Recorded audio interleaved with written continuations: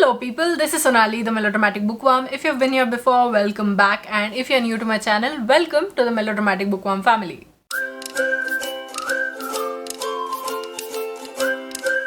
I'm here today to talk to you about 7 authors who I would do anything for. See, basically this is a list of my favorite authors of all time, and I think you might know who figures on this list and who comes at top and all of that, because I have not shut up about these authors ever.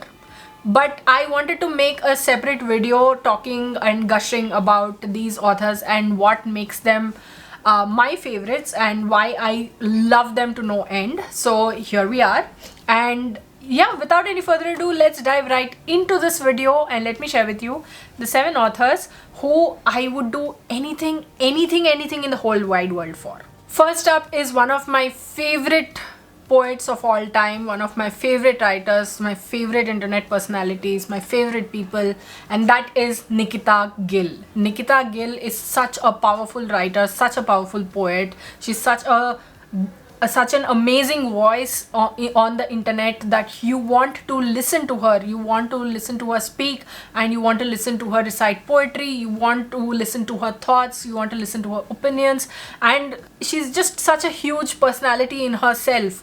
And every single one of her books, it just filled me with such hope, with such power, with such strength that I thought I could overcome anything in this whole wide world. And she doesn't just say that you've got this, you can get up, gather your strength, or all that. She is very empathetic, she's very sympathetic, and she talks she's very kind to you when she talks. She motivates you, but she's also very kind to you. She understands if you need to take a break, but she also tells you that when the time comes, you can do this, because you are made of so much more than just flesh and bones. You are a part of the universe. And when she says it in words like that, it just fills me up to no end.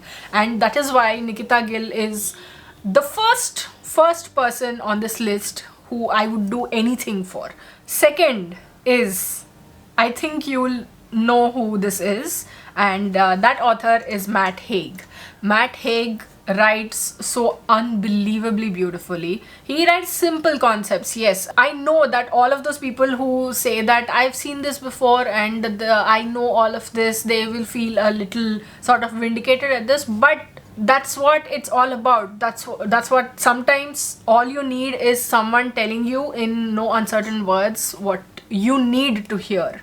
And the way Matt Haig's writing gives us hope, the way he gives me hope that there is hope for the future, that you can do this, you can get through this, that whatever you're feeling in this moment is temporary, and that happiness will come, and whatever happiness will come is going to be worth it. Every single time that I start talking about the Midnight Library, you've seen me falter, you've seen me just lose my mind over it. I gush, I cry, I just choke up when I'm talking about the Midnight Library because of how much I find of myself in there. And every single one of his books is like that. From Reasons to Stay Alive, to The Humans, to the Comfort Book, which is, it's like comfort in book form. And then there is the Midnight Library. And that is why I think Matt Haig is one of the best people on this planet.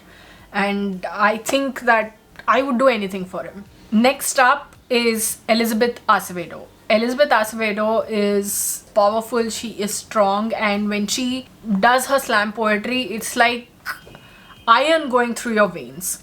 It's just so powerful, it's so empowering, and you just want to keep listening to her. And every single one of her books so far, be it The Poet X, be it Clap When You Land, be it With the Fire on High, every single one of them has been just amazing. Like, she knows how to bring out those emotions in a novel in verse, and she does this fantastically well. And she narrates the audiobooks herself, and my god, it makes the experience of reading those stories even better. Like, it elevates it and it brings it to a point where you don't want to listen to anybody else. You just want to keep listening to Elizabeth Acevedo talk about how Xiomara Batista went through school on any particular day and how she wants to become a slam poet. The Poetex was my first audiobook ever, and I'm so glad that that was the case. And I'm so glad that I discovered Elizabeth Acevedo, and this makes my connection to her even more special for me personally. And it's exactly why every time one of her new books releases, I just go absolutely nuts. I have to have that book. Next up is an author who I read early last year, and you have been on this journey with me, and that is Sabaa Tahir. I read the Ember Quartet last year and made 2 vlogs about it, and you've seen me cry and lose my mind over those books. And Sabaa Tahir is a genius for writing those books, and the way she plotted out those books and her characters and character development and the way she has brought everything together, so many fantastical elements, and everything fits in perfectly like a jigsaw puzzle. And that is why I love Sabaa Tahir's writing so much. And you see her Instagram as well. She is quirky, she is fun, she's so connected to the people she writes for. And ever since I read the Ember Quartet, I've been harping on about it everywhere. Every time someone asks what's your favorite fantasy series of all time, it used to come out the Ember Quartet by Sabaa Tahir. What are you talking about? Of course. That is why I think Sabaa Tahir and my connection, for me personally, obviously she doesn't even know I exist, but that's why that connection will always remain special. She is great, she is fantastic. Next up is an author who I started reading, I think in 2019. I read her The Clothing of Books first. That's a very short non-fiction that she wrote, and then I read The Namesake, and then I read Whereabouts, and then I read In Other Words. The author I'm talking about is Jhumpa Lahiri, and she is, oh my god, she has become one of my absolute favorite writers in the whole wide world. In The Clothing of Books, she talks about how a book cover's design is very important. And then The Namesake, I liked it, and then it came to Whereabouts. And in Whereabouts, it's like she picked up a part of me and put it in those pages. And she makes so many relevant points. It's so many relatable points are in there. And then it comes to In Other Words, and I went absolutely nuts when I read it recently, because there's so much meaning to language that she gives in those few pages. And it's exactly because of that that I feel such a connection to her, and I feel that if she were to ask me to do anything in the whole wide world, I would do it without question. Next up is an author who I have been fawning over for about 8 years now, and I first discovered John Green after having watched the movie The Fault in Our Stars, and I went absolutely nuts. I was screaming in the theater, ki, why would you do this? And that's how I discovered John Green, and I have loved all of his works that I have read so far, and his most recent one, The Anthropocene Reviewed, is amazing. He has this capability, this ability to bring about serious topics with wit and humor.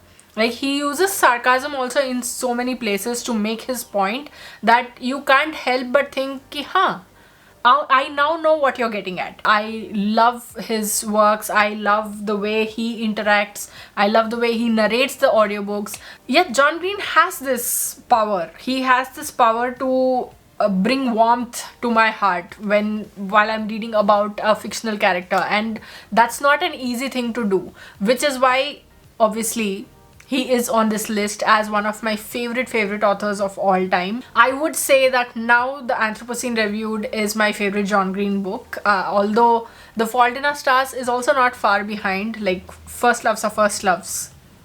Last but not the least is Madeline Miller.